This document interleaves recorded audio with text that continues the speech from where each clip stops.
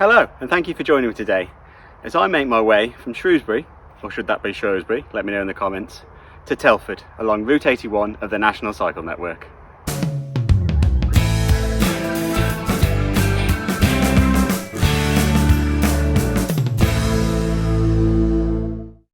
I'm starting today's ride at the Porthill Suspension Bridge, where Route 81 comes into the centre of Shrewsbury from a westerly direction.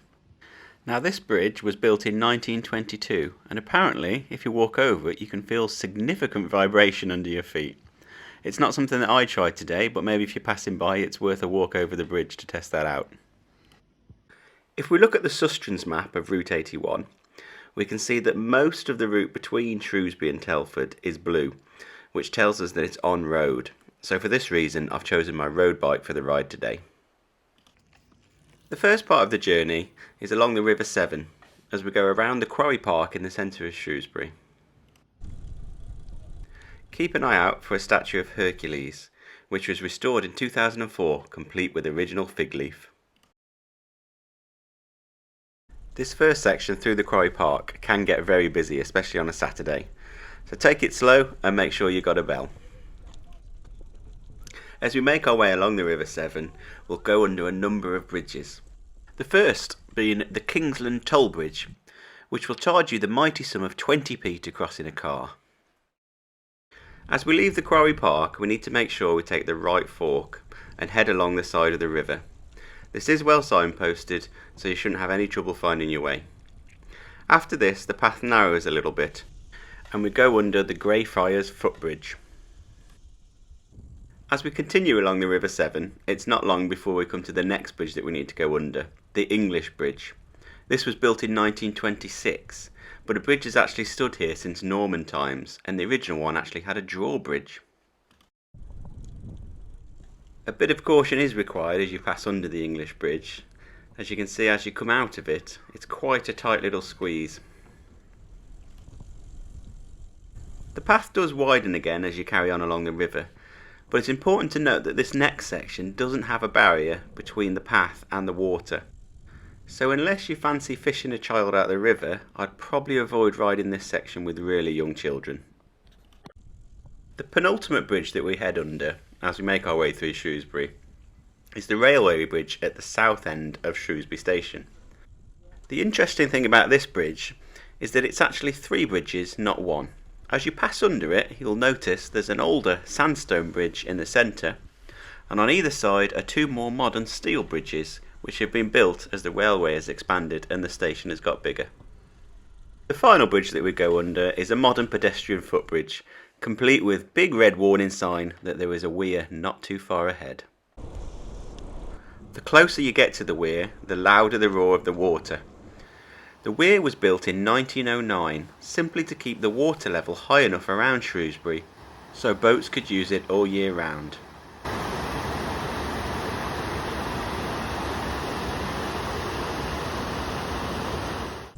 After passing the weir, we have a little bit of road riding to do down the tree-lined Sydney Avenue. This is a very quiet road, so even if you're cycling with young children, it's nothing to worry about.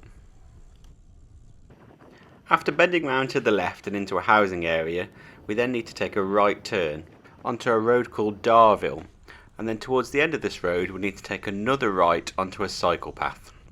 Now the little blue signposts are all there, you just need to make sure you look out for them and you won't lose your way.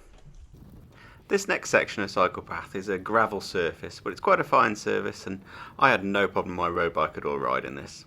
There are a couple of turns you need to make as you go down this section, but just again keep an eye out for those little blue signs and you'll eventually make your way to a road crossing. Once you've crossed this road using the Toucan crossing, we come to a cycle path that goes along what the sign tells us is the old Shrewsbury Canal. The Shrewsbury Canal was originally opened in 1797 with its chief engineer being Thomas Telford. It runs from Shrewsbury to Trench in modern day Telford, where it linked up with the old Shropshire Canal which ran down to the River Severn at Coalport. And in one of my previous videos on Route 55 we actually cycled under the incline plane that took the tugboats up from the top of Ironbridge Gorge down to Coalport. And if you want to watch that video, I'll put a link on screen now. The path along the canal is a good gravel surface with me having no problem riding it all on my road bike. However, after crossing a small road, the surface becomes tarmac, which is even better for the road bike.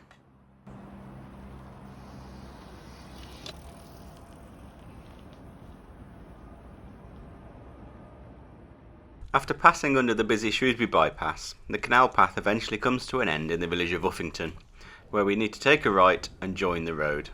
We've now ridden about 4.5 miles from our start point, the Quarry Park in the centre of Shrewsbury, and most of this ride has been along cycle paths. We've only had one very short section of road, and so I can really recommend this route for a family cycle. I've done this before, where we've parked in Uffington and then cycled along the canal and then along the river to the Quarry Park, which is a great place to stop, relax, plenty of things for the children to do, places to get some refreshments before you turn around and make your way back to Uffington. I really hope you've enjoyed this first part of Route 81, going from Shrewsbury to Telford. Please look out for part 2, where I'll be finishing the ride and making my way all the way to Telford. Please subscribe so you don't miss that one, and give the video a like if you've enjoyed it. It really does help the channel and gives it a boost. Thank you for joining me, and I hope you'll join me in the next one.